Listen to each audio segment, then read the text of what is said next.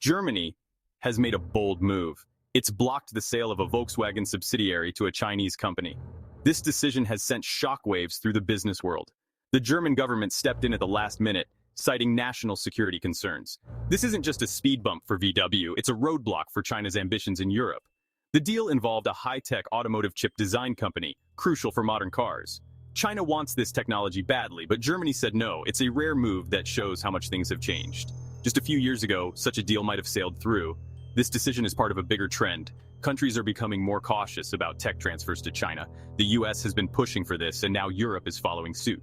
It's a sign that the West is rethinking its relationship with China. The era of open doors may be closing. The fallout from this decision will be significant. It affects more than just VW and China. It sends a message to all companies and countries. The rules of global trade are changing. National security is now a top priority. This VW deal may be dead, but the story is just beginning.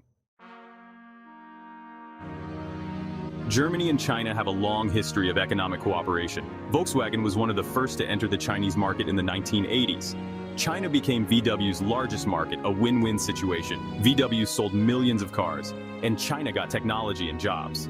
But things have been changing. Germany is worried about becoming too dependent on China. They've seen how Russia used energy as a weapon. They don't want China to have similar leverage.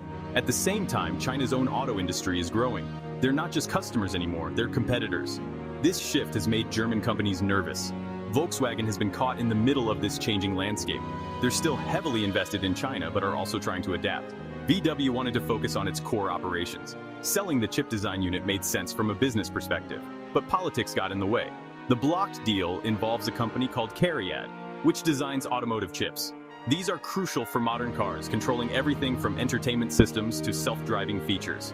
China wants to be a leader in this technology. Buying CARIAD would have given them a big boost, but Germany decided the risk was too high. It's a clear sign that tech transfer is now a national security issue. Germany's decision wasn't made lightly. First and foremost was national security. Automotive chips aren't just about cars anymore. They're part of a country's technological infrastructure. In the wrong hands, they could be used for surveillance or cyber attacks. Germany doesn't want to take that risk with China. Economic concerns also played a role. Germany is trying to protect its technological edge. They don't want to give away know-how that could make Chinese companies stronger competitors. There's also the issue of reciprocity. China often restricts foreign companies. Germany feels it's time to level the playing field. The German government is under pressure to be tougher on China. Blocking this deal sends a message. Germany is saying that national security trumps business interests. The automotive industry is in for a bumpy ride. This decision will have ripple effects far beyond Volkswagen. Other German automakers will be watching closely. They may need to rethink their China strategies. Companies like BMW and Mercedes-Benz have deep ties to China. They might face similar scrutiny in the future.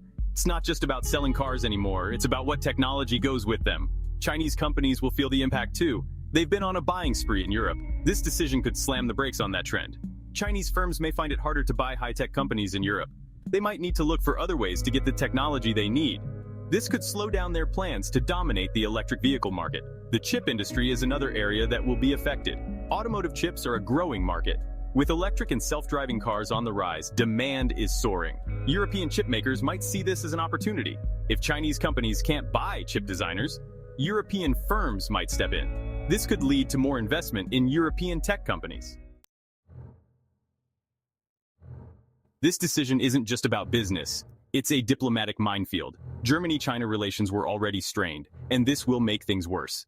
China sees this as an unfriendly act. They've accused Germany of protectionism, saying it goes against free trade principles. China might retaliate, making life harder for German companies in China. This could escalate into a broader trade dispute. Other countries are watching closely. The United States will likely applaud Germany's move. They've been pushing allies to be tougher on China. This decision aligns with US policy and could strengthen the transatlantic alliance. But it might also put pressure on other European countries. They'll have to decide where they stand. The impact of this decision goes far beyond the auto industry. It's a sign of changing times in global economics. For decades, the trend was towards more open markets, with countries welcoming foreign investment. But now, the pendulum is swinging the other way. National security concerns are trumping free market principles. This could reshape global supply chains. Companies will need to rethink their strategies. They can't assume that cross-border deals will always be approved. They might need to localize more of their operations, leading to a more fragmented global economy. Instead of one big market, we might see regional blocks, each with its own rules and technologies. This could increase costs for companies and might also slow down innovation. Investors will feel the effects too. We're at a turning point in global trade. The old rules are being rewritten. For years, the focus was on removing barriers. Now, new walls are going up, but they're not physical walls, they're regulatory ones. Countries are using investment screening, export controls, and other tools to protect what they see as critical industries and technologies. This shift isn't happening in isolation. It's part of a broader trend. Globalization is being rethought. The pandemic showed the risks of relying too much on global supply chains. Climate change is pushing countries to reconsider their economic models, and rising geopolitical tensions are making countries more cautious about who they do business with. The blocking of the VW subsidiary sale is more than a single business decision. It's a sign of things to come. Companies will need to adapt to this new reality. They can't assume that deals will be approved just because they make business sense. They'll need to consider political factors from the start.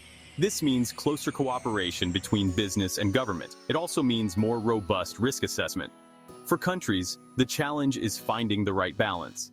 They want to protect their interests, but also need foreign investment and technology.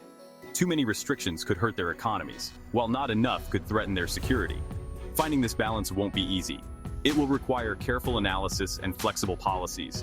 Countries will need to be clear about what they consider critical technologies and have transparent processes for reviewing foreign investments. Consumers might feel the effects too. If trade becomes more restricted, prices could rise, and we might see less choice in some products. On the other hand, there could be benefits. More domestic production could create jobs and lead to products better tailored to local needs. The key will be managing this transition in a way that minimizes disruption. Looking ahead, we're entering uncharted territory. The world of international business is changing, and we all need to be ready to change with it.